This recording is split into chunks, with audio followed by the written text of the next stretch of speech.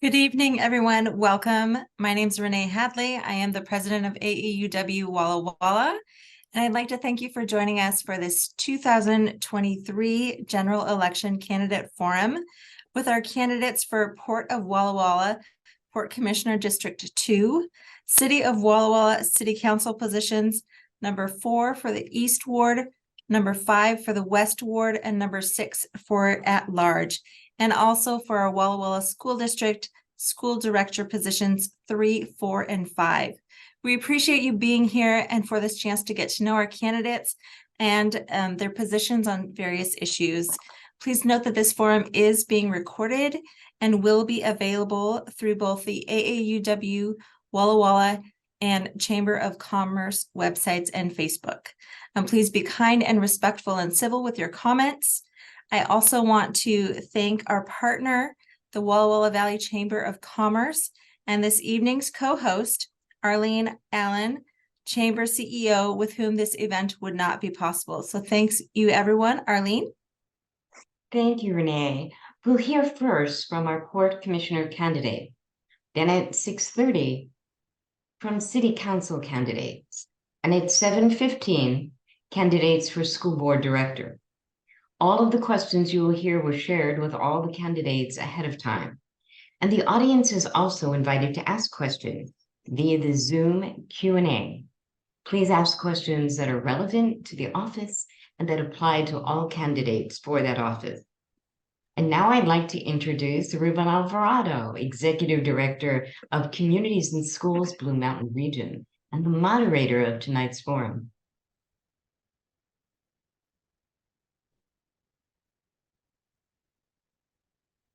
Thank you, Arlene. We'll begin tonight with Amy Schwab and Mary Woolman, candidates for the Port of Walla Walla Port Commissioner District 2. They will each respond to 4 questions and have 2 minutes for each response. An audience question will be submitted to each candidate for the 5th question. Amy, here's the first question. As the county's lead economic development agency, what business and industries do you think the port should focus on for sustained economic vitality in Walla Walla County? Thank you for that question. In walking neighborhoods across the county, I see that just attracting good jobs isn't enough. To create economic opportunity that reaches into our communities to lift living standards from all, to go from just surviving to thriving, we need to target the technologies of the future in food, energy, and water. Working inside a research laboratory, I've seen firsthand the technologies that will drive future industries and the coming business opportunities from manufacturing and deploying those technologies. These businesses will provide opportunities for sustained economic growth at the right scale of economic development across the county. Western Walla Walla County, best suited to heavy industrial development, can host the next generation of energy, with companies already knocking on port doors to site hydrogen production and battery manufacturing to power vehicles of the future. And I see Walla Walla County becoming a hub for water technology to meet the coming water challenges. It's in our name, Many Waters, and builds on Port's successes in the heart of our valley with Key Technology and Nelson Irrigation. Firms like these provide great jobs for all, including professional opportunities for graduates from the Walla Walla Community College's Energy and Water and Environment programs, from Whitman College's Economics, Computer Science, and Environmental Studies, and from Walla Walla University's Engineering and Business schools. New businesses anchored in solving future problems will enable our kids and grandkids to grow their futures here and create lasting prosperity that reaches everyone in the valley. Thank you. Same question for Mary. As the county's lead economic development agency, what business and industries do you think the port should focus on for sustained economic vitality in Walla Walla County? Sure, thank you. Well, what I've been hearing is people are clamoring for more retail, such as a Target or a Costco.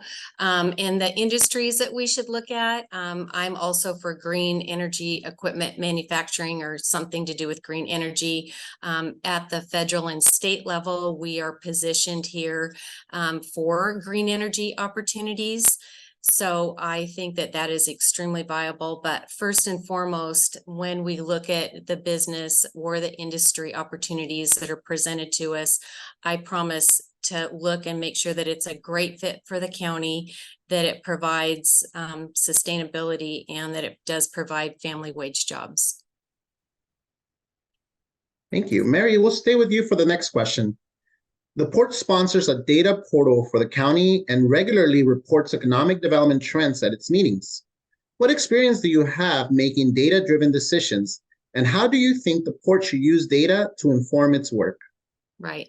So as a former business owner, we did use data-driven decisions, and I think that having that piece helps people with more than just a hunch or an intuition as to why things are happening, but it also helps with your strategic planning, and it helps your team just kind of, collaborate. But more than that, it also provides the why. Why are we doing this? So I think if people get bought in with the why, then I think that helps. So, and data is driven every day. As a matter of fact, I'm looking at my Fitbit and telling me to do 10,000 steps. So I think data is extremely important. Thank you. We're going back to Amy now. And Amy, same question. The port sponsors a data portal for the county and regularly reports economic development trends at its meeting. What experience do you have making data-driven decisions, and how do you think the port should use data to inform its work? From my degrees in economics and finance to my first professional job as an insurance data analyst to my last job with the Strategic Energy Analysis Center at the National Renewable Energy Laboratory, I've focused at developing and using data to drive decision-making at all levels. At the conception of the Walla Walla Trends Data Portal, I facilitated community consensus, working with stakeholders from across the community to shape this vital economic development tool. When I was working with the United States Department of Energy to design a program to help communities plan energy futures that drive economic development, I showcased our Walla Walla Trends Data Portal as a best-in-class community asset. I think the citizens of our county deserve to better understand both the potential costs and the benefits of port decisions. When the Walla Walla Air Travel Coalition considered providing a revenue guarantee to Alaska Airlines to bring back a second flight, I asked for a ballpark of the likely benefit to our local economy of such a potentially large dollar outlay to such a big company, but no analysis had been done. I did support providing that revenue guarantee after members of that group quickly made a back of the envelope calculation of direct benefits that were many times the size of the revenue guarantee. The public deserves to understand the possible financial benefits as well as the potential risks of investments made with their tax dollars. I'll strongly encourage more analysis and better transparency of projected impacts. Thank you. Amy, we'll stay with you for the next question. What role, if any, do you think the port should have in addressing local economic challenges, like affordable housing, childcare, or broadband accessibility that might not be typical port issues? We face a three-pronged crisis of housing affordability, wages, and staffing, forming a self-reinforcing downward spiral. The port needs to collaborate with others across the county to address these challenges. Due to housing, large employers like Key Technology and the U.S. Army Corps of Engineers are having an increasingly difficult time attracting staff into just the kinds of jobs we need to grow. We need community consensus supporting housing development to meet current and future demand. And housing affordability is also a crisis of wages. Walla Walla County housing is less affordable than Seattle, due to our below average wages. With housing costs on par with the Seattle area, we need businesses with stronger wages so employees can afford to live here while we expand the supply of houses. Lack of childcare also drives staffing shortages. Coupled with low wages, lack of childcare means one parent staying home is the only reasonable alternative for some young families, or moving somewhere with adequate wages and childcare to build a real two-income future. The port needs to partner to address these drivers of staffing shortages. And finally, broadband is the latest wave of essential infrastructure for economic development. Remote work is here to stay, providing opportunities for folks like me to move high-paying knowledge work jobs to wherever they want to live. That requires fast and reliable internet. The port should continue to lead investments in dark fiber to underserved areas and work with agencies across the county to ensure equitable access to these essential tools. Thank you. Mary, the same question for you. What role, if any, do you think the port should have in addressing local economic challenges like affordable housing and childcare or broadband accessibility that might not be typical port issues? No, I agree that we do need to be discussing affordable wage housing, but I moved here in 1995 and it was an issue then, and with childcare as well. So I think that those are really truly two topics that the port does need to address with other community partners. And I'm in complete agreement with the Internet for All and for the studies that have been done. I know Community Council has done a great study, and they're working on an implementation task force, looking at ways to continue to provide internet for all. So I'm 100% behind that and think that it should be part of the port infrastructure, and agreeing that remote jobs are the wave of the future, like Amy said. So I completely agree with that. Thank you, Mary. We'll stay with you for the next question. How do you understand poverty in Walla Walla County, and what role should the port play in creating opportunities for upward mobility in our region? Right. Well, I guess I don't have a complete understanding, and while I believe that the port may not play a direct role in tackling poverty by bringing in businesses, but by bringing in businesses and opportunities to the county, we are helping to provide job opportunities and a chance to get back on their feet. We do need good family wage paying jobs that help provide an income to support their families and alleviate financial stress. Thank you. Amy, same question for you. How do you understand poverty in Walla Walla County, and what role should the port play in creating opportunities for upward mobility in our region? Yeah, when I met my husband, he told me he grew up in a Walt Disney movie on Pleasant Street in Walla Walla. But out canvassing his old neighborhoods, we've seen, instead of the Walt Disney neighborhood he so fondly remembers, visions of poverty and decline reflecting stark economic realities in this valley that prides itself as an international tourist destination. Too many families in our county work low-wage jobs, barely making ends meet and scrape by to survive. I see so-called affordable housing that I'm embarrassed to expect anyone to live in. I initially thought that the port, that we as a county just needed to attract and retain good jobs, but I'm seeing that too many of those so-called good jobs offer little opportunity for advancement. They too often trap workers on a treadmill of low-wage positions with no path up, no future, no hope. We need to expand our sights beyond attracting just good enough jobs. We need to widen our focus to implement strategies that support growing economic opportunity. That means attracting, retaining, and growing businesses that create not just good jobs, but longer-term opportunities for growth. It means mentoring and support to local entrepreneurs to help create scalable businesses in emerging industries that can drive a broad range of employment. And it means partnering on workforce development for the industries of the future. And it means working across our community and county to address underlying barriers to economic development. Thank you both for those answers. And now we'll take one question from the audience for each candidate, beginning with Amy Schwab. And here's the question that was chosen. Please tell us, first of all, for Amy Schwab, please tell us something about your life experience that might surprise or intrigue voters. So when I graduated from high school carrying my son in my arms, some people said I'd ruined my life.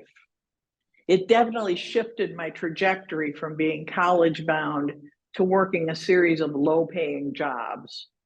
As a young mother, I remember trying to make the monthly allotment of food stamps stretch as far as possible, facing the hard choices of whether to pay medical bills or rent, and going without what seem now like essential items.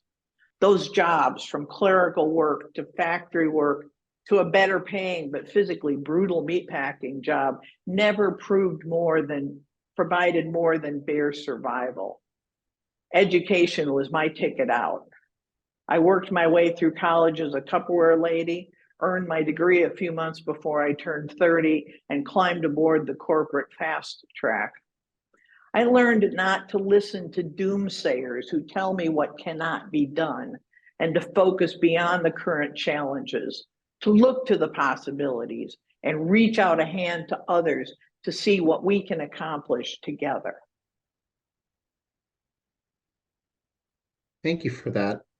Mary, we'll hear from Mary for the same question. Mary, tell us something about your life experience that might surprise or intrigue voters. Well, I was adopted. I was a foster child, and then my parents did adopt me. I grew up in a funeral home and lived above it, and we worked there. I had no idea what my dad did. I just knew that we washed cars and vacuumed a building, and that was, and life was good. So I had no idea what my dad did until I was like 15 years old. Apparently I wasn't overly bright with what he did, but we had all our needs met. So I guess I didn't care at that point. So anyway, yeah. Well, thank you, Mary Wilmoth and Amy Schwab, for some great answers to your questions. Our next portion will begin at 6:30 for the City Council position. So stay tuned. That will begin at 6:30.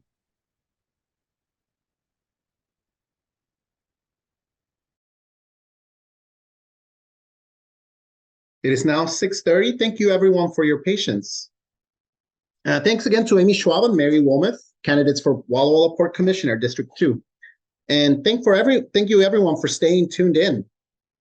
Next, we will hear from Monty Willis, candidate for City of Walla Walla City Council, Position 4, East Ward, Susan Smiley Nakanisny, and Jeff Robinson, candidates for City Council Position 5, West Ward, and Todd Scribner, candidate for City Council Position 6 at large.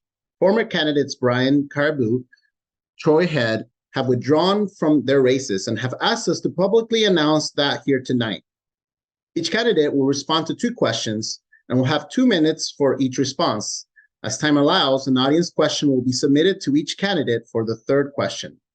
As a reminder, please submit your questions in the Q&A, as we'll select these questions there for our candidates. First question is for Susan. Susan, what are the biggest challenges facing this city, and what are its greatest strengths? Okay, well, first of all, I want to say thank you to AAUW and the Chamber of Commerce for hosting this forum. First of all, the top issue facing the city of Walla Walla today is, frankly, the petroleum leak in the downtown corridor, which has affected numerous entities in our city. The environmental damage is of great concern. Furthermore, the economic setback is also concerning. I fully trust the agencies teaming up to mitigate this situation and are all using the tools and knowledge available to make the most intensive and comprehensive cleanup possible. Moreover, the city crews are working tirelessly and professionally to assist the emergency operation. In my opinion, the city's great strength would have to be the TBD, which stands for Transportation Benefit District. This is the voter approved 0.2% sales tax, which generates 2 cents for every $10 spent in Walla Walla. It raises about 1.8 million per year, strictly used for roads. And in 2022, 9.9 million of the local TBD funding had been used in match money to obtain an additional 44 million in the state, federal, and other local funding to make 54.8 million in street improvements. And one thing you must know is that our Public Works Department has a really good grant writer. They get grants, so they've done a really good job. Thank you. Thank you. And the same question for Jeff. What are the biggest challenges facing the city and what are its greatest strengths? Well, first of all, I too would like to thank our hosts for putting this meeting on, and I would also like to thank everyone who's tuned in to hear what we have to say. It's exciting to have so many people interested. I think right now our city has 3 great challenges that we need to consider. The first is our healthcare infrastructure. We do not have enough doctors and mental health care providers to address the needs of our growing population, and it's an issue that's getting worse, not better. I think the second great challenge we face is one that we've all heard about a lot, especially in the UB, which is affordable housing. Rental rates and the cost of housing are going up and wages are not keeping up with that. And frankly, it's becoming harder and harder for people to move from rentals to homeownership. I think the third thing that our city is facing is cost of living. Our utilities seem to go up every year, our taxes seem to go up every year, and frankly, a lot of people are getting priced out of their homes, especially older adults and adults with disabilities who live on a fixed income. I think our greatest strengths are our sense of community. You come to Walla Walla and it's the small town you always wanted to live in. It's a loving place where you get a fresh start and you have an opportunity to be the person you want to be. I think our second great strength is our potential for growth. We have a lot of empty buildings, especially in our downtown and on 9th Street. And frankly, those are opportunities for us to put businesses in there and to grow. And I think the third thing that our city has in its favor is our history. This is the birthplace of the state of Washington Constitution. This is the birthplace of the culture of both Eastern Washington and our state as a whole. We are leaders. It's who we are and it's what we do. So, and I hope that answers your question. Thank you, Jeff. We'll stay with you for the next question. What practices would you suggest to build more trust in the city's public officials? Well, I think when we're talking about trust in government, it's not any one branch of government. It's the perception as a whole that we have had to live with that's been created from our federal government on down. And I think when we talk about government on a local level, first acknowledging that the reason we have trust issues is because a lot of people feel like they're not being listened to or they're being left behind.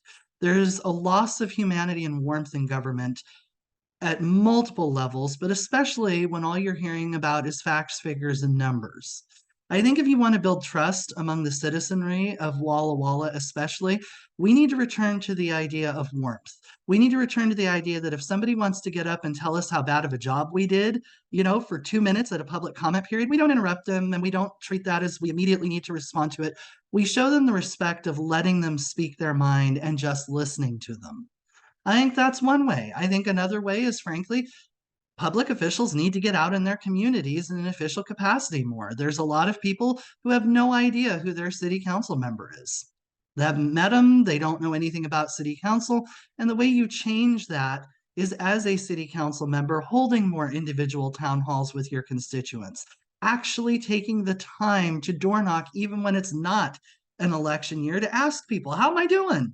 What makes you mad? What's going on? I think those are some of the many things that we could do. And the reality is we also have to accept that there's a lot of people who are scared right now because they're scared of where the country's going and the polarization. I don't care who you voted for in the past. I care how you're doing. I care if you feel like this city understands you and is listening to you. And I think that's the kind of message we need to communicate if we want to build trust. Thank you. Thank you, Susan. I'll have the same question for you. What practices would you suggest to build more trust in the city's public officials? Thank you for the question. One major factor is providing multiple venues for communication. Placing city government news on several platforms such as radio, news agencies, community engagement, and social media. These reports need to be made by one very reliable source. In certain matters, such as annexation or land use issues, all neighbors must be notified in multiple ways so that everyone involved gets the notice. The community also needs access to how they can comment on issues. People need to be able to easily find information regarding public comment via Zoom and in person, either way. This way, they can share their personal views on issues. Thank you. Thank you both for that. Now we'll move on to Tom and Monty. Tom, council, commissions, and boards are required to deliberate and make decisions in public and to hear from those whose ideas may differ. Please give us an example that demonstrates your ability to work in this way.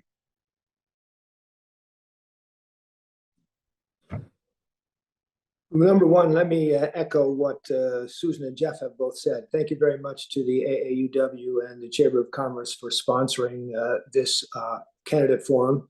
And in response to your question, participating in forums like this in the context of an election or in other situations where issues come before the council is a way to reach out to the public, hear from the public, pros and cons and their point of view, and to consider and address them. I think that the city does a good job. We have a full-time PR person who I believe does well communicating through different media with the public. We have in our monthly utility bills inserts with information provided. We have an annual citizen satisfaction survey with a variety of questions to get public input. At our regular meetings twice a month, we begin with public comment and invite anyone in person or via Zoom that wants to address council on any issues, whether or not they're on the agenda of concern to them, which we then listen to, ask staff to consider and report back. So I think there are a variety of ways that the council does, in fact, to facilitate public input.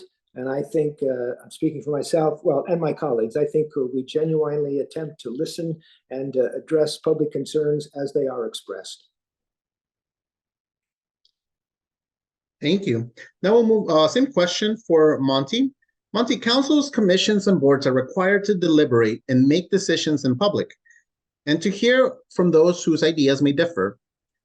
Please give us an example that demonstrates your ability to work in this way. Monty, you're still muted. I am a political newcomer. I've not had any prior elected experience. So I can't speak to experience specifically to boards or commissions, et cetera, where I was governed, that were governed by the Public Meetings Act. I have had volunteer board experience, however, and I'll say right up front, I have never been on a board or a committee where my views completely agreed with my other board members or committee members. But I've learned some things that I think are transferable to city council. First, never assume you're the smartest person in the room. There's always things to learn, new things to learn, new things you can understand about people's experiences. Never invalidate anyone else's perspective. You can disagree, and as my, with me earlier, I mentioned I've never been on a board where I agreed with everybody. I'm more than willing to disagree. but never invalidate someone else's perspective. It's important, really critical, to present your thoughts, ideas, and reactions to everyone during the meetings and make decisions together. And even more important, to avoid even the appearance the decisions are made outside of the process. And on a board, that's important because if other members feel like they're being excluded from the decision-making process, they stop attending meetings, they stop becoming involved in the process, and you lose their ideas, you lose their input. The way that trust in government erodes when people don't feel like they're being listened to. I think it's important to listen to other board members and to generally consider other viewpoints. It makes for better relationships, and I think it makes for better decisions. Thank you, Monty. We'll stay with you. Which community assets do you think are important to preserve, and which new investments would you advocate for? So I originally came to Walla Walla in my 20s, and I did so because I was really attracted to the quality of life here. Friendly people, no traffic to speak of, low crime rates, 3 colleges, access to cultural and community events, a chance to participate in community life. I mean, I, for instance, have been able to act at the community theater, which I think in part is because, you know, it's a small place where those opportunities are just more plentiful. There's outdoor recreation opportunities. My daughter and I like to ski, but there's also a sense of history, place, and belonging here. And I, of course, also saw the opportunity for a career, the purchase of a home, etc. And then the wine industry exploded. And that's brought new amenities to the valley. I've gone from explaining why I moved to Walla Walla to having old friends call me and ask me when they can come visit. So the wine industry has offered an important diversification to our local economy. You know, value-added agriculture and tourism have become a major economic force in town. But destination tourism creates challenges. It's vulnerable to economic cycles. It requires a different workforce, and it attracts second home purchasers and retirees. Gentrification, plus the increased competition for limited housing resources, has exacerbated housing affordability. That has impacts for business. It's difficult for business to recruit. It's even more difficult to attract new industries if they can't bring people to town and think that they're going to be able to afford to build a life here. So the biggest challenge I think we have is managing growth while preserving our quality of life. In that regard, we need to avoid sprawl. We need to have thoughtful, well-planned growth. We need to collaborate with other agencies to get the growth. Thank you, Monty. I believe you may have been cut off, but thank you for your answer. Tom, we have the same question for you. Which community assets do you think are important to preserve, and which new investments would you advocate for? Let me say at the outset that when I first read this question, I took issue with it. It sounded to me, the vocabulary, assets and investments, that it had probably been drafted by some private equity billionaire who was interested in how he could assist or she could assist the city in investing our money. Assets and investments talk about finances. I don't want to speak to that issue other than to assure those who are listening that the city takes its financial position very seriously. With respect to our general fund, our goal is to have a reserve equal to about 15% of the total annual general fund budget, which is now approximately $40 million. So that's $6 million in reserve, which we have. Thank you very much to the finance department and the city manager and everyone working on that issue. So we are well positioned for a rainy day, but I don't want to talk about money as assets or investments of that money, which we do very conservatively. I want to talk about 2 specific assets, real property, buildings, the Carnegie Center and our Walla Walla Library. The Carnegie Center is now leased by the city to the school district. I think the Carnegie Center should be surplused. That doesn't mean torn down, but it's not serving any city function now. If the school district is interested in continuing to use it, we'll sell it to them. The library is a successful program, but it's in an older building. It's needing to be replaced, and there are discussions ongoing about building a new library. We've got some generous people who have made a lot of money available, but we'll still need more. Stay tuned for that issue. That's an investment we need to make. Thank you, Tom and Monty. Now we'll take one question from the audience for each candidate, beginning with Susan. I'm going to read a question that was we posted to me in the chat. I think I'm going to do the first question, Susan. This was, how can the City Council incorporate environmental sustainability principles in decision-making? Well, the City Council votes on legislative type things and policy. We also vote on anything that is any spending over $50,000. When we look at what we're spending on, we want to make sure that have they looked into electric type, as in vehicles, yard tools, and how we can make our city more green energy. Also, we have put up the vehicle chargers in some of the public parking lots, and all these things need to be considered, as well as recycling, and whether is it going to be too much cost for our citizens to recycle a certain product, or is it going to be beneficial? Of course, I am all for recycling everything, but sometimes the cost of it is just too much for our citizens to handle. So thank you for the question. Yeah, we want to thank everyone who has been posting questions. The second question we got is going to be for Jeff Robinson. What is the city's role in addressing local challenges with homelessness? I really appreciate this question, because I'll tell you, housing is a personal issue for me, especially as a first-time home buyer who's been homeless in the past. I think what we have to do when it comes to our homeless population is remember that these are human beings and treat them with compassion. And I think that means we invest in programs, you know, like our homeless alliance, you know, those third-party organizations like the Alliance for Homelessness here in Walla Walla, and like the Sleep Center.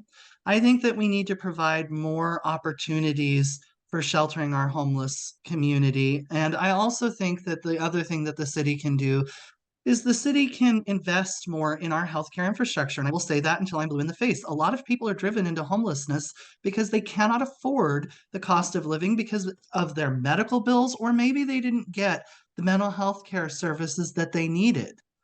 So if we're going to talk about solving an issue like homelessness, or we're going to talk about helping our homeless population, let's be brutally honest. We haven't exactly set them up to succeed, and we haven't answered all of the needs that our community has when it comes to things like healthcare and cost of living.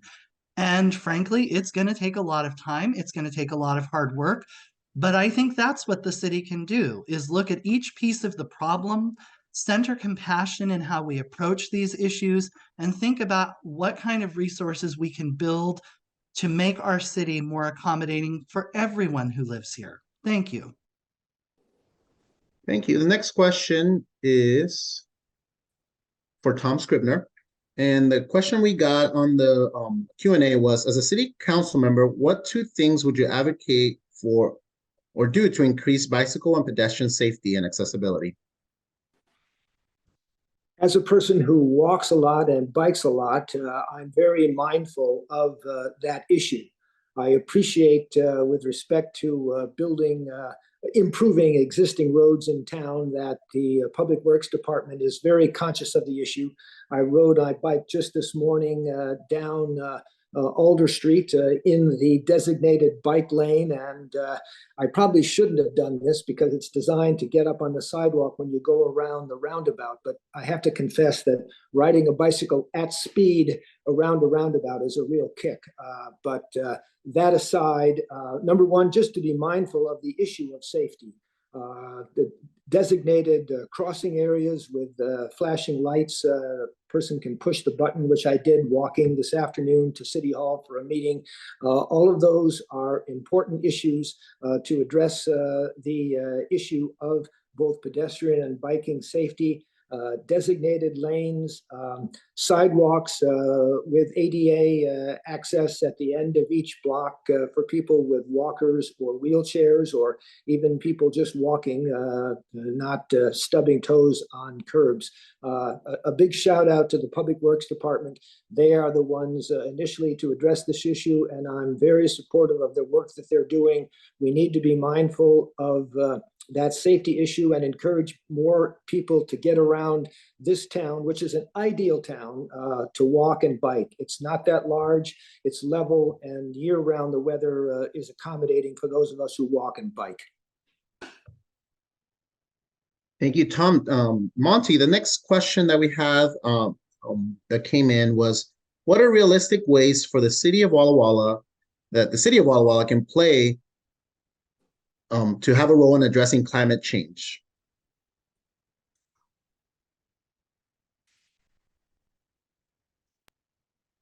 Well, addressing climate change is going to require new technology. And of course, new technology is going to require investment. We need to go out and find as many dollars from whatever source is possible to make those transitions, whether that's electric cars, or electric buses, charging stations, etc. I think we're all hopeful that the federal government will incentivize some of this construction, particularly with charging stations, as electric vehicles become more and more popular. And we need to make sure that if that money becomes available, that Walla Walla is applying for and is doing what it needs to do to build out that infrastructure as much as possible. Not only do local residents, are switching to electric cars, but a lot of visitors that come here are making their way here in electric cars, and that's something new. That vehicles like that have that kind of range. But if you haven't been checking the dealerships recently, there are lots of vehicles now that do have that kind of range. And so, if we're going to continue to be a destination for visitors, I think that is something that we need, the infrastructure we need to have in place. So yeah, it's about being aggressive in getting the dollars to make those conversions, and choosing technologies that are smart for the climate in the process. Thank you, Monty. We'll go back now because we have some time to Susan. Susan, the next question we got to everyone in the chat. We will get through as many of these as possible with our time constraints, but thanks everyone. Susan, how do you explain to your citizens that you need to raise city taxes even though times are tough right now for most people? How do you explain how services work? That's a tough question. Our economy right now is costing people a lot of money, and they can't afford increases with anything. It's hard to, it would be hard to vote for anything that would increase the amount that our citizens pay right now. But we also have high prices everywhere. So we also have to balance a budget just like our citizens do. However, I think that our citizens have the right to know and understand what we are doing financially. So again, I don't like raising the costs. I don't like raising prices or creating new taxes. So thank you. Thank you for that. The next question will be for Jeff. Jeff, next question that came in is, Often people feel that this council only caters to people coming for the wineries. How do you think citizens of Walla Walla need to make them feel like council's taking care of people that live here in Walla Walla and are not just visiting? To the person who asked that question, I do want to say thank you, and I hear you. And, I think that that's where we start. You start by making sure people understand that when they can't make their mortgage or they can't make their rent, you hear that. You get that they are suffering. Their experience, their lives, they matter. That's how you start, by acknowledging where they're coming from when they share a frustration like that with you. I think the second thing that you need to do is you need to ask them a very simple question in response. What do you need to be successful?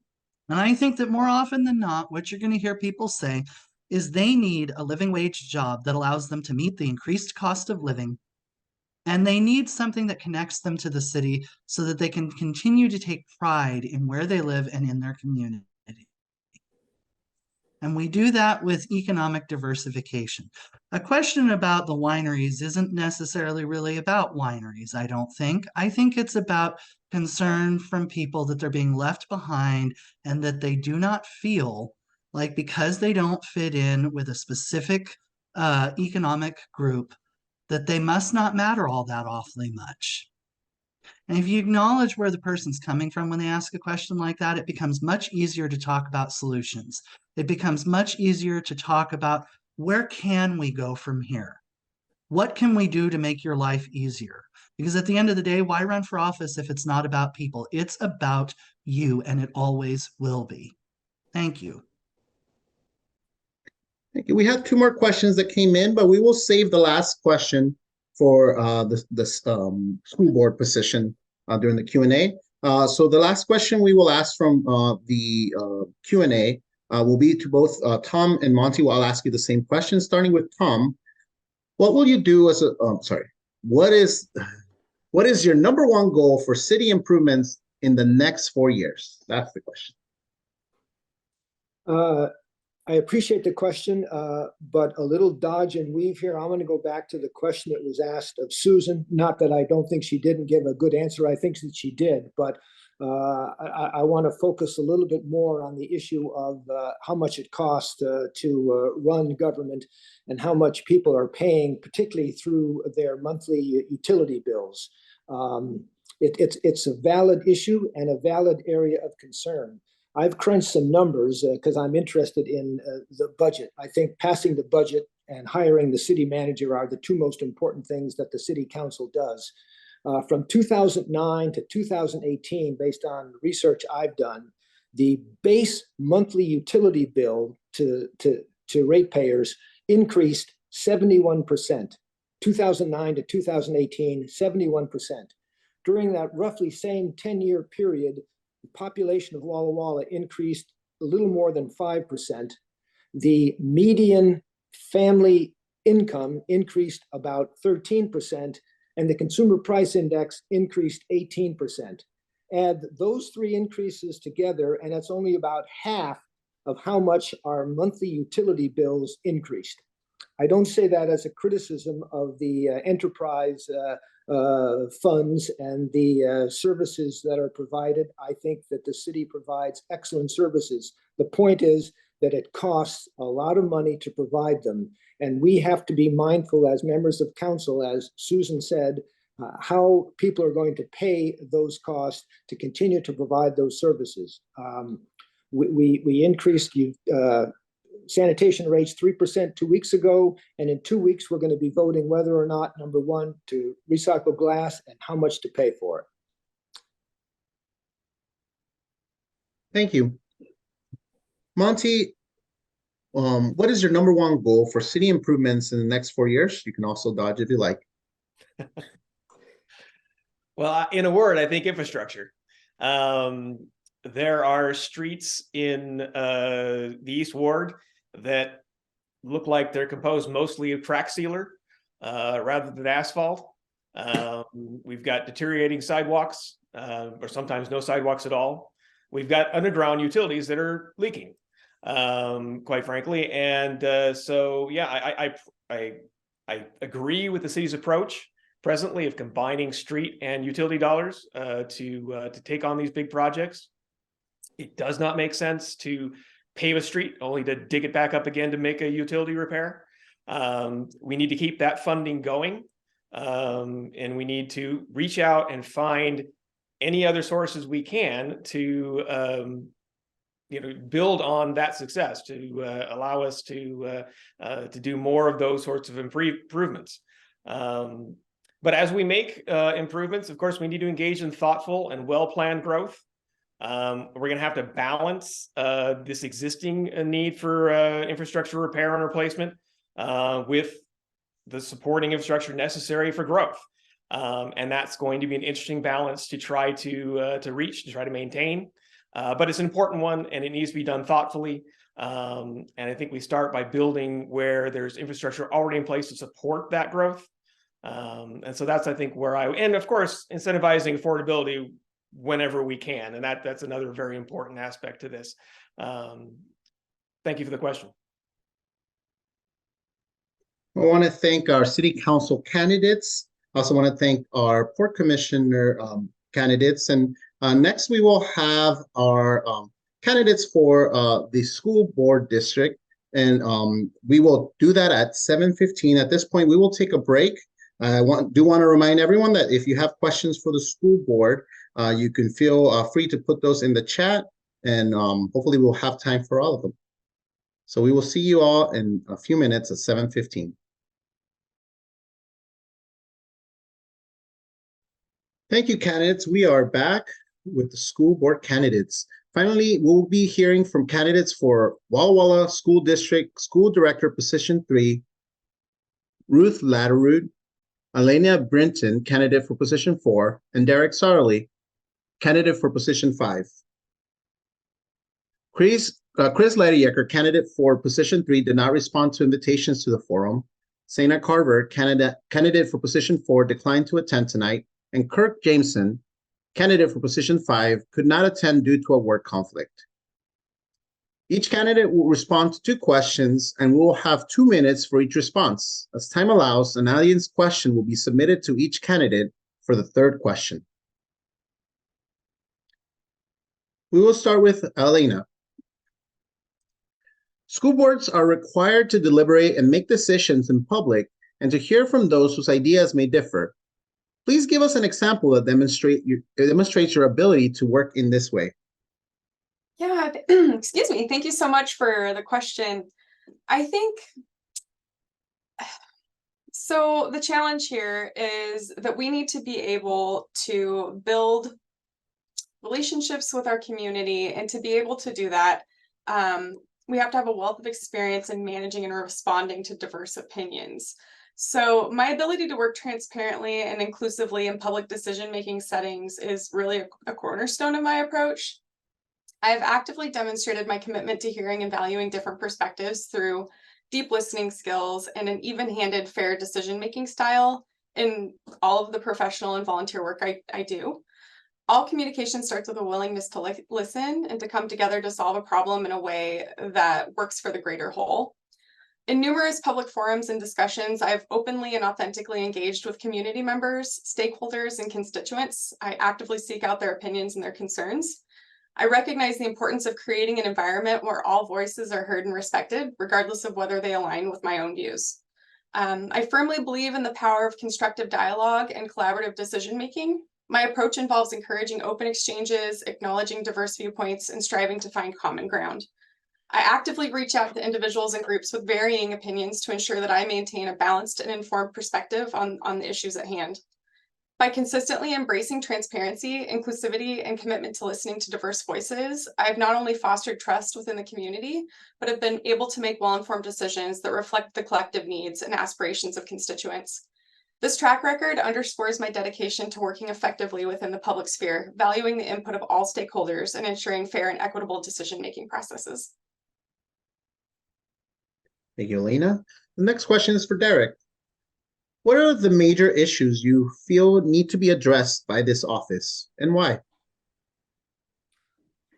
I think number one, it's the methodical work of running a school system. I think there's a lot of, I mean, we're seeing a ton of questions coming in. There's clearly a lot of attention to the controversy around school boards. But I mean, people who just pay attention to the public comment portion of our meetings, like don't actually see the hours and hours that we spend reviewing programs, academic progress, working through budgets. And that work actually really, really matters. At a time when school boards across the state are slashing staff or cutting deeply into their reserves, Walla Walla just passed a budget this summer that balances over the next 4 years. I mean, that without that kind of work, we don't have the kind of school system that supports our kids, supports our staff, and the community can be proud of. I think another key role for the board is advocating for the district at the state level. I learned pretty early on in my time on the board that if Walla Walla isn't at the table, we're on the menu. So in addition to all the local school board work that all of the board members do, I spend a ton of time advocating at the state level to advance our goals and priorities, including next year moving into the position of president-elect for the entire statewide school board association. And I think we do all that work to create the conditions for student success. And I think there's a lot to celebrate there. Our on-time graduation rate in the time I've been on the board has increased from 80 to 95%. I mean, back in 2015, just 70% of Hispanic and Latino students were graduating in 4 years. And that number is now above 91%, which is much higher than the state average. And we hear it, like we hear people saying, well, yeah, they're graduating, but they're not learning anything, except that like each year, just over half of our kids go on to 2 or 4 year colleges. Back in 2015, about half of those kids who went to 2-year colleges needed remedial classes before they could move on to college level work. By 2021, we had that down to just 17%. We still have a lot more work to do. We have a lot more work to do to help our students in poverty succeed, but we're making a ton of great progress. Thank you, Derek. Next question is for Ruth. Ruth, what do you weigh first when prioritizing budget needs and making budget decisions? I think to start that, everything surrounds what is the best for kids. And when you wrap back into what is the best for kids, you just simply have to go to the strategic plan, because the strategic plan is the roadmap that has tons of input from stakeholders all over. And so if you're focusing on the strategic plan, then that helps you focus on what to do with your budget. How does these budget issues relate to that? How does this support the strategic plan? The funds, of course, are from our taxpayers. Those resources are valuable, they're limited. Again, what's best for kids and how does that equitably support all of our kids in our district? So prioritizing budget needs simply is looking at strategic plan and what's best for our kids. Thank you. Next question is for Elena. And towards the end, after if other candidates want to answer the same question, I know that was a question in the chat. You can also feel free to do so. But Elena, what is the biggest challenge facing the school district, and what are the specific strengths of this district? So I think Walla Walla public schools face a multitude of challenges, with one significant hurdle being the burden of administrative red tape that is imposed by some of the federal and state requirements for learning. These constraints can hinder educators' ability to provide the most effective and efficient education to our students. I think that by streamlining administrative processes and reducing the paperwork associated with compliance could be a crucial step in freeing up valuable time and resources. Additionally, there's a pressing need to enhance student outcomes, ensuring that every student reaches their full potential. One factor impacting student outcomes is that the district is continuing to grapple with the rising occurrence of problematic behaviors in our learning environments. Those challenging behaviors are further exacerbated by our increasing poverty rates in our region and the growing mental health challenges among our youth. Addressing these multifaceted challenges necessitates a trauma-informed approach to behavior management, coupled with comprehensive support systems for educators and for families. Despite these challenges, the district boasts several strengths, including a demonstrated capacity for adaptability and innovation. It's evident that its commitment to equity, inclusivity, and collaboration among educators, administrators, and parents is working towards fostering a strong sense of community. Furthermore, the district's readiness to navigate the rapidly evolving workforce landscape by developing academic strategies tailored to students' individual abilities and passions is, I believe, a notable strength in our community. Offering diverse pathways to graduation and a wide range of post-high school options equips our students to excel in an ever-changing world.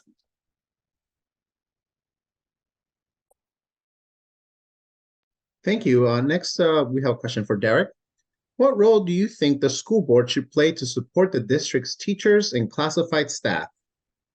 Yeah, I mean, the first actually is our support. It was really hard to be an educator during the pandemic.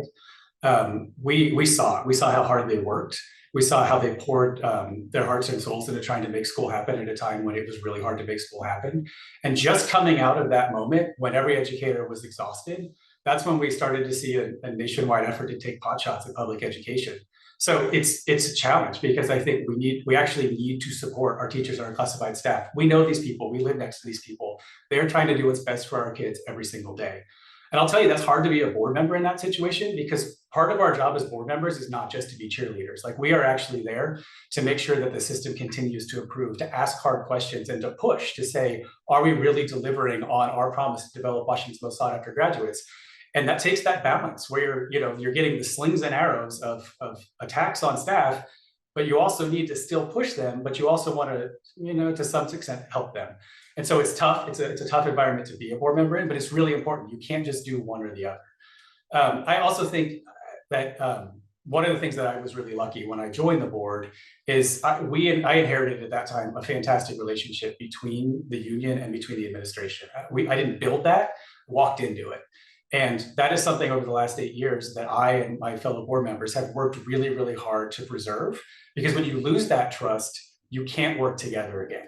And what we've seen over the last few years is that there have been so many tough issues. We went through so many tough issues when the state changed the funding system, when we had to go through COVID, everything else that we've done. We have worked really hard to prepare that trust, because we know they want what's best for kids. We want what's best for kids. And and if we keep that bridge, we can develop those collaborative solutions that actually help move our district forward. Thank you, Derek. Now we'll move on to the next question, which is for Ruth.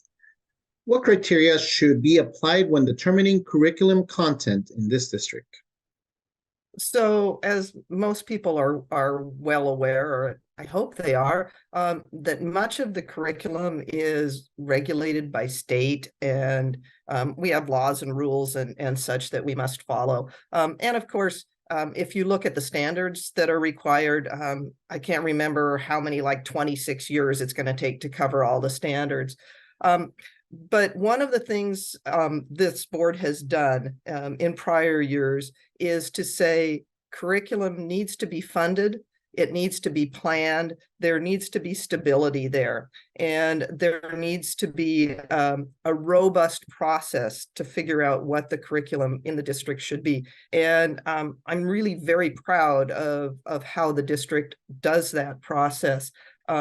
It's all very transparent on the webpage. You can find all the curriculum, but the process involves stakeholders. It involves looking at picking curriculum that by experts, because I'm not a curriculum expert. No one on the board is, but the experts, the first grade teachers, kind of know what the first graders need to know to advance to second grade.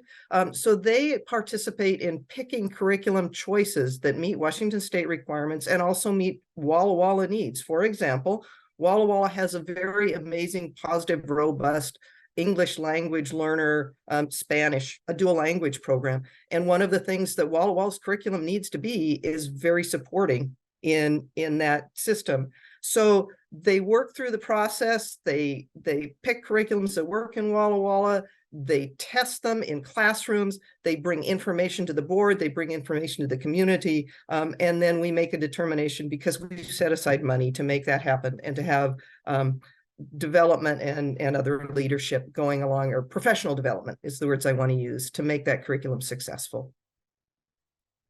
Thank you, Ruth. Now we'll start taking questions from the audience that were dropped in the chat.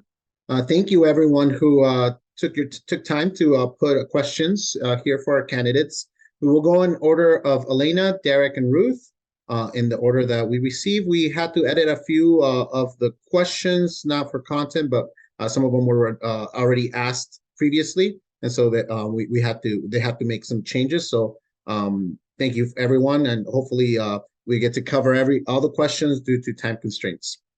First question for Elena, we have, what will you do to stop? Oh, sorry, I'm sorry. Let me start that over again. What will you do as a board member to stop racism, homophobia, and bullying in our schools? I think that's a really important question. My foremost commitment is to create a safe and inclusive educational experience for every student in our district. To combat racism, homophobia, and bullying, I will work tirelessly to implement and enforce robust anti-bullying policies. These policies will explicitly address the issues and ensure that consequences for such behavior are clear and effective, which I know has been one of the challenges our district has come up against in the past, when I mentioned talking about some of the problematic behaviors we're dealing with. Additionally, I will advocate for the incorporation of inclusivity and diversity education into our curriculum. Fostering empathy and understanding among students, I think, is going to be crucial. Supporting safe spaces within our schools for open dialogue, awareness campaigns, and providing access to counseling and mental health services for affected students are also top priorities for me. Professional development for our educators and collaboration with parents, community organizations, and local leaders will further strengthen our efforts. I think everything we do needs to come down to a collaborative effort.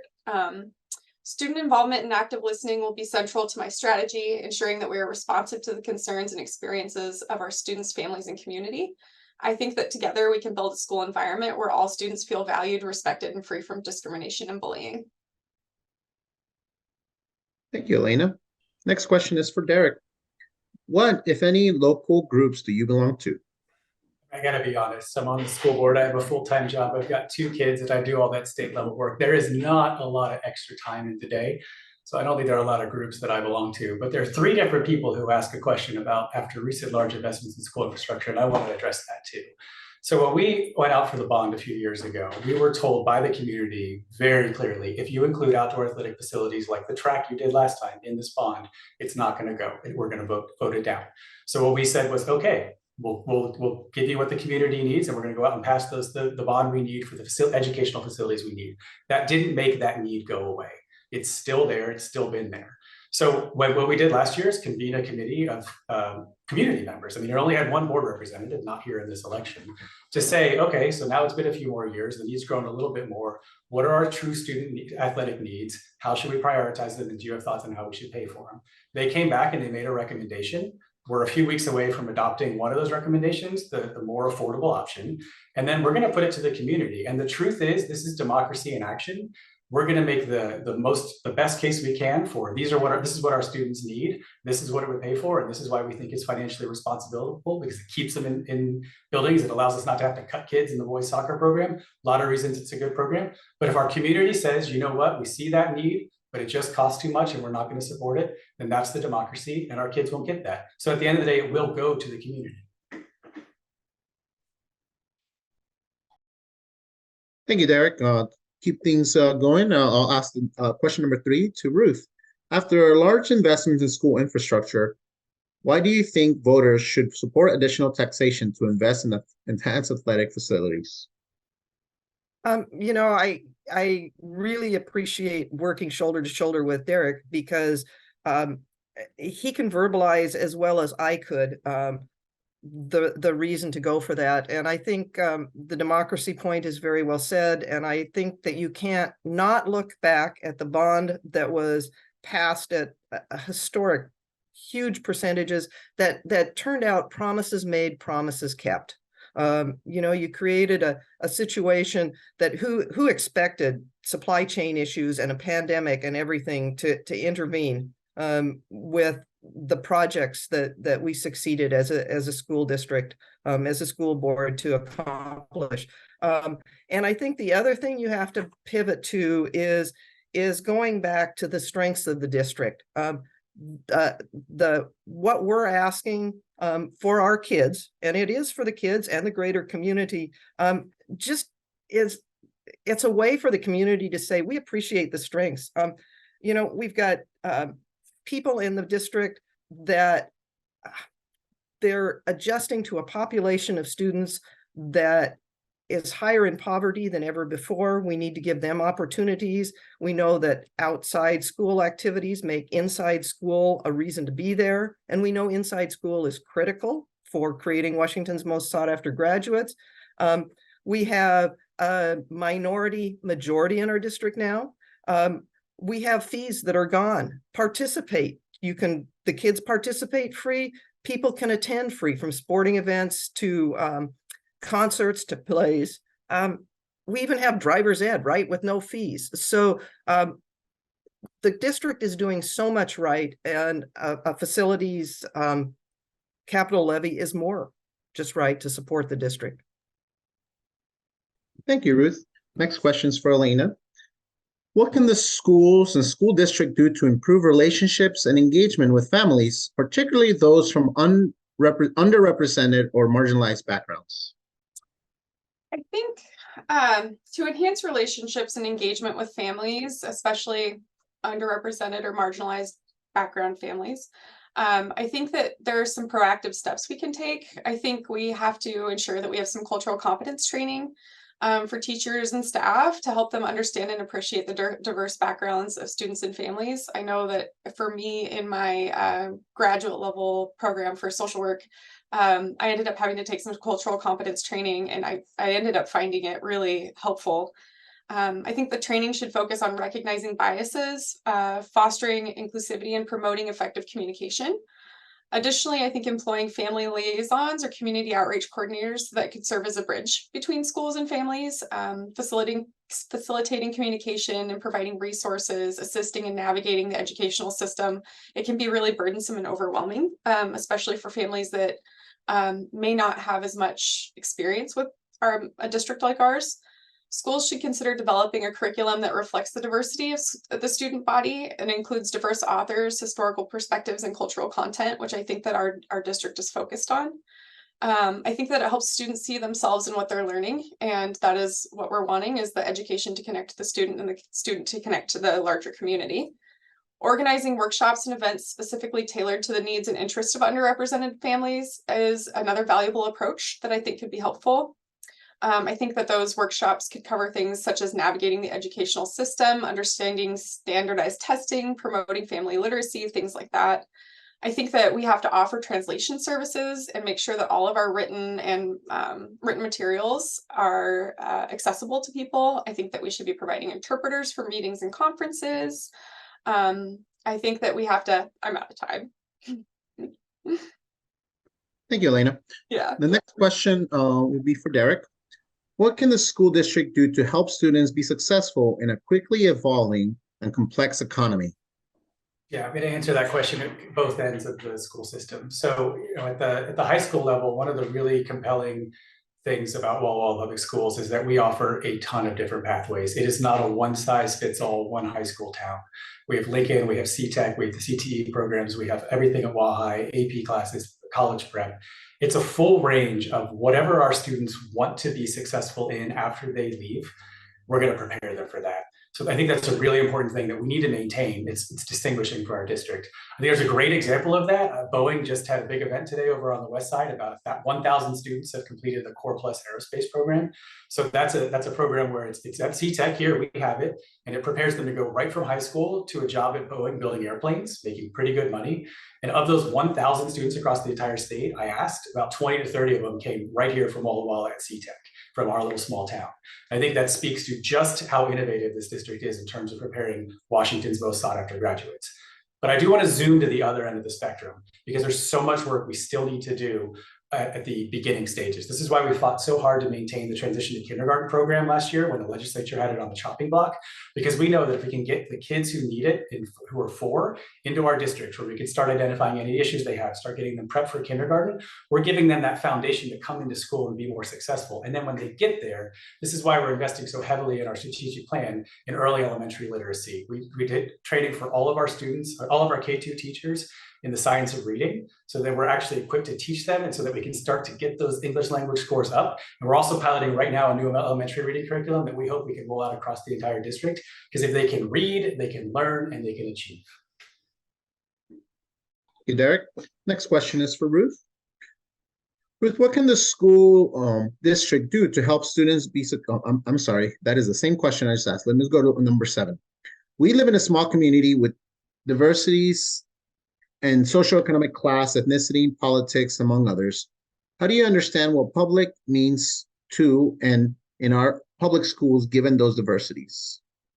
The public in public school is an all means all. It's a we all belong here. It's an inclusive situation. It's where every parent is passionately valued and has amazing input on their student. But maybe the public doesn't mean that that parent can influence what my student, my kiddo has. And I think we need to respect that. And amazingly, our district has worked very hard to allow those safeguards, to allow each parent the input. The other part about the public is Derek mentioned the diversity of programs. We have a HomeLink program now. So if you feel that your student is best learning at home, but that the public school has opportunities. We heard earlier about the Carnegie Library that the school district is using.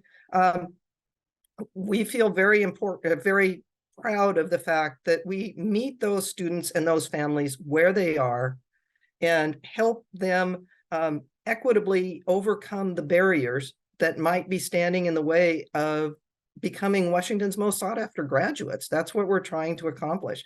And that doesn't mean that they're all going to college, but it means that if that's what they want to do, that's what we want to give them the basis and the tools and what they need to go on. If they want to stay in Walla Walla and make good money plumbing, that's great. We want to give them those tools too. So the public means the public gives us input, the public helps pay taxes to support the schools, and we all belong.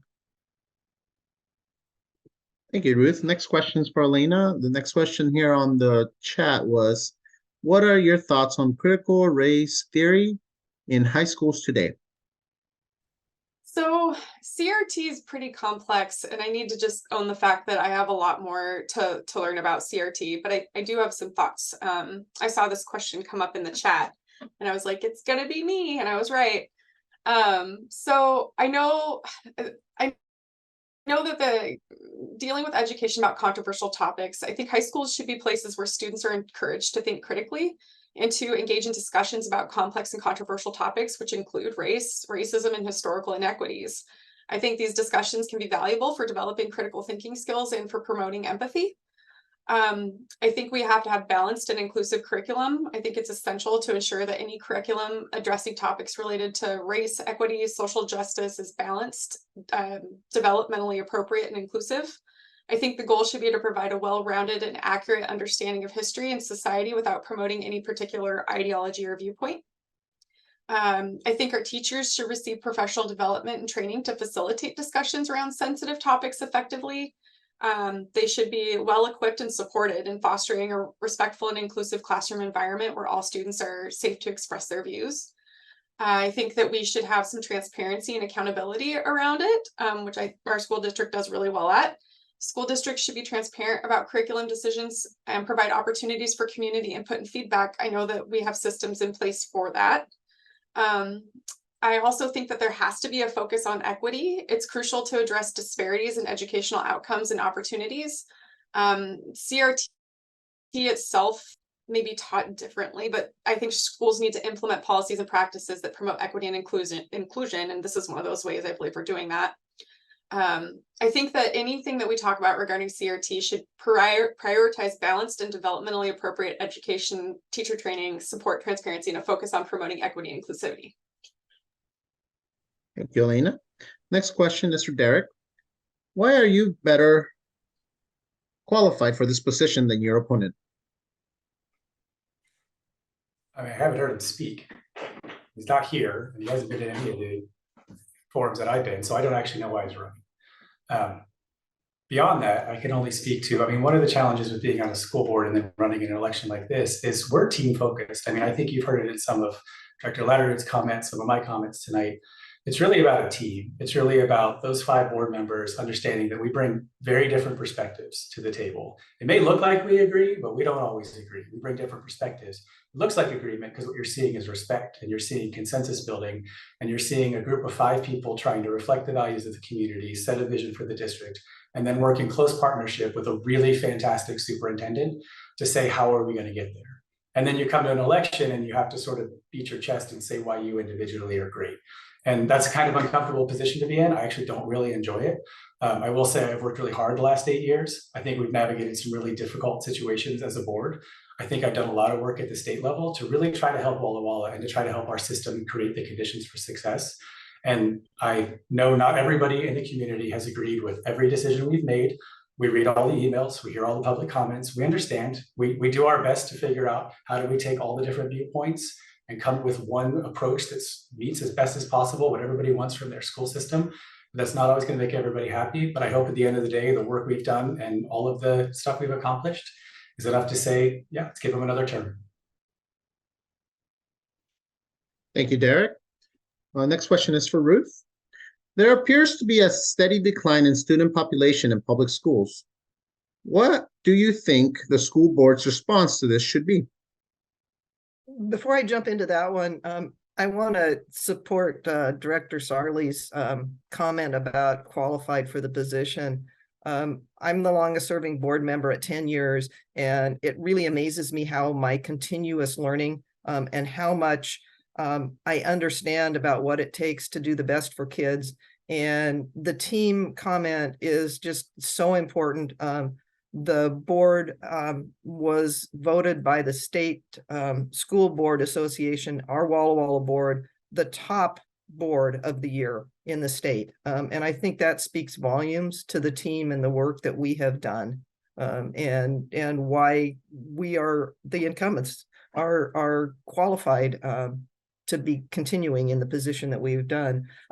In response to the steady decline in student population, though, in public schools, I think that we look and I know that even just today, the state superintendent was trying to get his arms around this with different superintendents, and there is no real obvious no-brainer reason as to why this district is declining or that district, or where have the students gone.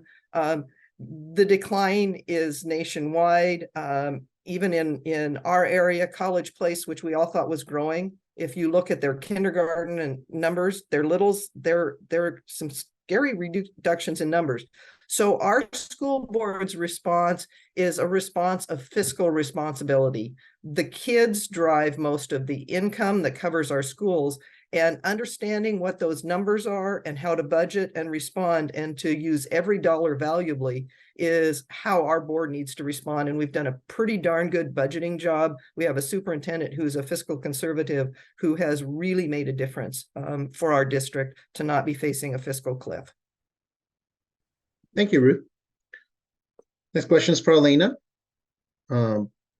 People don't often feel that the school board listens to their concerns. How do you plan on addressing this? I think we have to have trust in our community and the school board and our educators. I think addressing the perception that the school board doesn't listen to the concerns is really a top priority. To bridge the gap and ensure that every voice is heard, I would want to implement a multifaceted approach. I think establishing regular channels of communication that is easy for all people to be able to access. I think having ways that teachers, community members, students, parents can openly express concerns, share ideas, and ask questions, and making that easy to do so.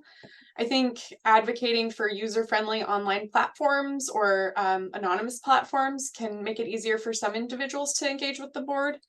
I believe that actively seeking out input and perspectives from diverse groups within the community, especially those who may feel underrepresented, is really important. I would want to make an effort to meet with various stakeholders, including parent-teacher associations, local advocacy groups, cultural organizations. I want to make sure that I would have a comprehensive understanding of concerns and needs. This won't involve just listening, but also incorporating feedback into decision-making processes whenever possible. Transparency, I believe, is key, and I would work really hard to ensure that the community is well informed about the board's activities and decisions. Regular updates, clear communication, and explanations of the rationale behind decisions, I think, have to be provided to foster trust. I also would encourage constructive dialogue and collaboration involving the community in discussions about important topics, which, again, I keep repeating myself, but I think our district is doing a pretty good job about that. I follow the district page in the newsletters, and we get a lot of information as community members. But I want to make sure decisions are reflective of collective aspirations for our district. I aim to continue to build trust in our community and hope that we can continue to do a good job listening and making sure that we're acting on concerns of the community. Thank you, Elena. Next question is going to be for Derek. The next question we had from the public here is, can you talk a little bit about what you see as the role parents have in their education, in their kids' education, and how the district can encourage more parental engagement? That's incredibly important. And I think that's why it's one of the key strategic plan pillars that we have going forward. And I think I was just looking it up to make sure I got the date right. September 19th, we had a board meeting study session where the committee reported back to us, what are all the steps we can take to better improve family engagement? And, you know, Elena said a minute ago, the district communicates a lot. And actually, that's one of the things that came up to us, is that sometimes it's so much communication, it's hard to keep up with it, or it's a few different platforms. And so I think we have some really exciting ways of like simplifying that and making it so that it's easier for parents to be involved in their kids' education. I think another really important part of that too, though, is like the challenge we sometimes have is having students be successful when their parents don't have the time to be involved in their kids' education. I talked earlier about some of the differences that we see for our students who are low income or not low income. A student that has every advantage, who has a parent who, maybe a stay-at-home parent who could afford that, who read to them when they were young, who's helping them through their homework, who's doing all of that sort of work, that's great. Like, we want to encourage that sort of parental engagement. We want parents to be advocating for their kids.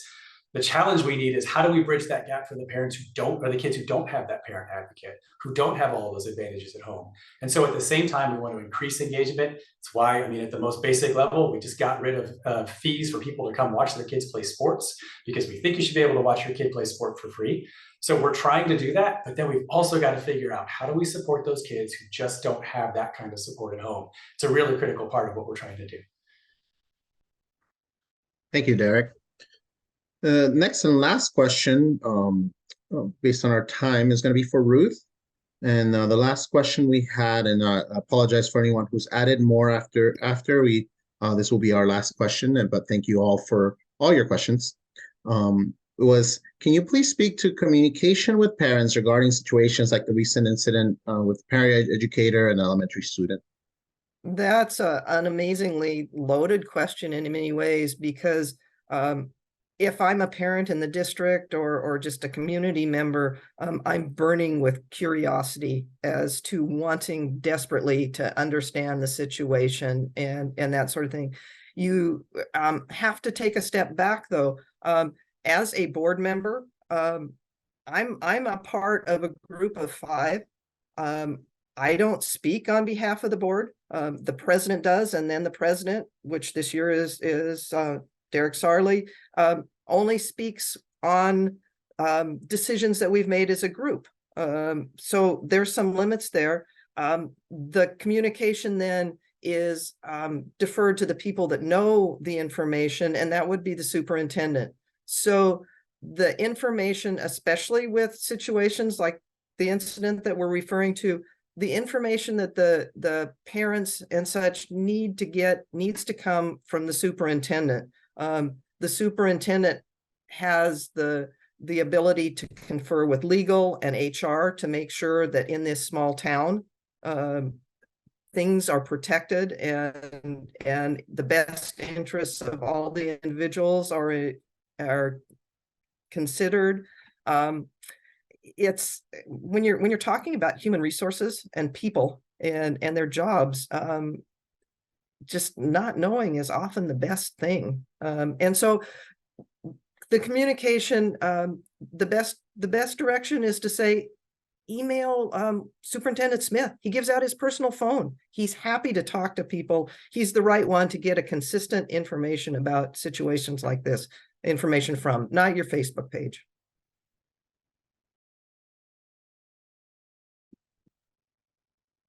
Thank you so much, Ruth. We have a little bit of time. Derek and Ruth asked if we can have the same question that we asked Elena to also be asked of them, which is, what are the biggest challenges facing this school district and what are the specific strengths of the district? We'll start with Derek and then with Ruth. I think we talked about this a lot in a bunch of our different answers. I just want to add to the last thing. I'm a parent. It's super frustrating. I remember an experience years ago at a preschool where something happened and they couldn't tell parents what it was. And it ended up, it was some financial thing, but it was very frustrating to be on the other side of that as a parent and to say, how do I really know that my kid is safe? So I get that. And I want to credit all of the restrictions that Director Lattery mentioned, but I understand that's a tough situation. And, you know, I get it. That's not fun to be in that situation as a parent. We do our best to communicate. There are some restrictions on what we can say. I think back to the strengths, I think I've talked about a lot of them. I think it's a great place for kids to go to school. I think Walla Walla is a fantastic place to raise kids. I really do, at the bottom of my heart. In terms of the issues we need to address, I would encourage everyone to read the 10 different things we've laid out in our strategic plan, but I'll highlight one of them, which is ambitious learning for all. One of the things that I've seen as a parent is that I get a different perspective on the school system as my kids age through it. It's why I'm so excited that Elena is running. She's got elementary school kids. She's going to bring elementary school perspective back to the board. I don't have that anymore. I've got middle and high, but you see things as a parent and you see sometimes the way students get slotted into certain classes, or back to the thing we talked about parents. They've got parents who advocate for them, so they get those opportunities. And when we say ambitious learning for all, we mean all. We need to make sure that every single kid in our district, no matter what, is prepared to learn at the highest level and that is offered those opportunities. That's the challenge we're setting for ourselves, and that's the work we really need to do. Same question, biggest challenges and specific strengths of this district. Yeah, as all of those who were listening in noticed, I did kind of pivot to that. When I think about the challenges though, I think one of the biggest challenges is, how do we help the employees in the district focus on the students and their learning rather than any number of distractions? So that goes back to the behavior, you know, how do we help behavior? But it also goes back to, how do we help not allow different tangential things that are destructive and not constructive for our student learning, and for our all the amazing educators to support them and to do what they know they need to do to facilitate how our kids learn. It's not enough for them to teach. We ask them to be responsible for our kids to learn. Again, there are so many strengths in our district. We're a model for the state in so many ways. Let's see, we've got the first trio of electric buses. I know our student representatives shared how important sustainability. They're looking forward to the rest of their lives, and what are we as adults doing, even in our schools, to help them as they think about the environment and where they're going to live. Our Center for Children and Families, it's a model for the state. Director Sarli talked about how important that was to us and to the state. We're just an amazing district in so many ways. We have so many amazing people. We have so much to celebrate. Thank you so much to our candidates for all the positions. I'll hand it back over to Arlene. Thank you, Ruben, and thank you for moderating tonight's forum, and thank you to all the candidates who participated tonight. Wonderful. We all couldn't do this without the team behind the scenes. So thank you all for the unnamed folks. Thank you in the audience for all of your questions. I know we didn't get through all of them, but the importance was really that you learn a little bit about the candidates. You are informed to make a voting decision, and so more power to you to learn as much as you can. You can reach out to individual candidates directly for specific questions. A recording of this forum will be available through both the American Association of University Women, that's AAUW-Walla Walla, YouTube channel, and through the Walla Walla Valley Chamber of Commerce Facebook page. Thank you all for a great evening. We wish you the very best.